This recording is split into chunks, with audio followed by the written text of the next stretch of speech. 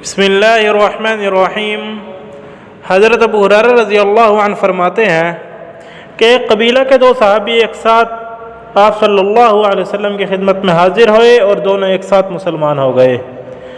ایک صاحب جہاد میں شہید ہو گئے اور دوسرے صاحب کا 1 سال بعد انتقال ہو گیا۔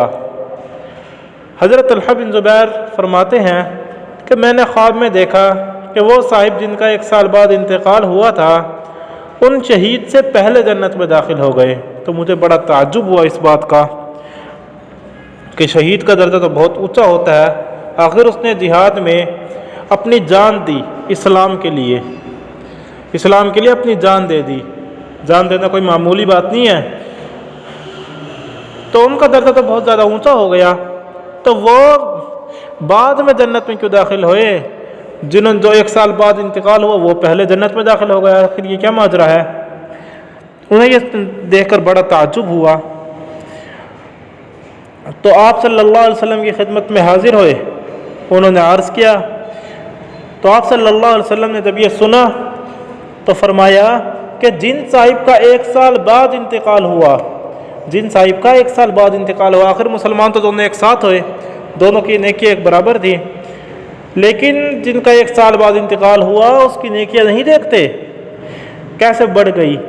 پورے 1 رمضان المبارک کے روزے ان سے زیادہ ہو گئے اور 6000 اور اتنی رکعتیں نماز کی 1 سال میں ان کی بڑھ گئی۔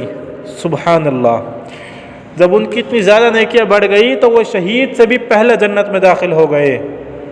نماز کتنی بڑی دولت ہے، اور نیک اعمال کرنا، ماہ رمضان المبارک کے روزے رکھنا کتنا زیادہ اجر ہے کہ 1 سال عبادت کی وجہ سے وہ صاحب ان شہید سے بھی زیادہ نیکیاں کما گئے۔ سبحان اللہ!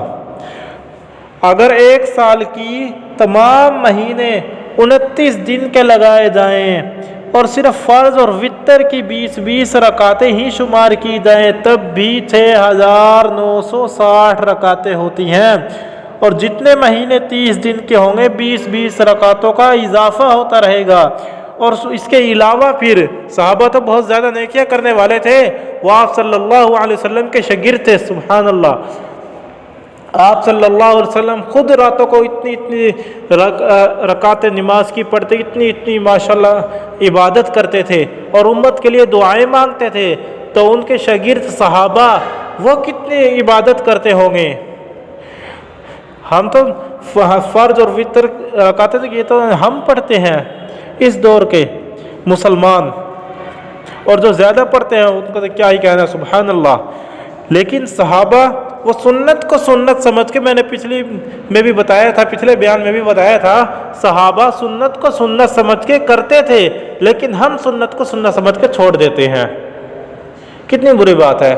صحابہ اکرام کا ایک واقعہ ہے کہ ایک صحابی آپ صلی اللہ علیہ وسلم کے ساتھ جا رہے تھے، راستے میں گزرتے ہوئے ایک جگہ پہ ایک درخت تھا، اب وہ درخت کی ٹہنیاں نیچے جھکی ہوئی تھی۔ آپ صلی اللہ علیہ وسلم جب وہاں سے گزرے تو اپنا سر مبارک کو تھوڑا سا جھکا لیا، اپنا سر تھوڑا جھکایا اور نیچے سے ہو کے اس کے درخت کے نیچے سے گزر گئے تاکہ ٹہنیاں سر میں نہ لگیں۔ اس کے کافی عرصے کے بعد وہ صحابی دوبارہ وہاں سے گزر ہوا، ان صحابی کا جب وہ صحابی وہاں سے گزرے اس وقت وہ درخت موجود نہیں تھا، لیکن پھر بھی گزرتے ہوئے انہوں نے اپنے سر کو تھوڑا جھکایا، حالانکہ درخت تو تھا نہیں۔ کسی نے دیکھا تو پوچھا یہ کیا ماجرا ہے، کیا وجہ ہے؟ یہاں پہ نہ تو کوئی درخت ہے نہ کوئی ایسی چیز جس کی وجہ سے آپ سر جھکا کے یہاں سے گزر رہے ہیں۔ تو ان صحابی نے کیا فرمایا؟ آج سے اتنا عرصہ پہلے یہاں پر ایک درخت موجود تھا، نبی اکرم صلی اللہ علیہ وسلم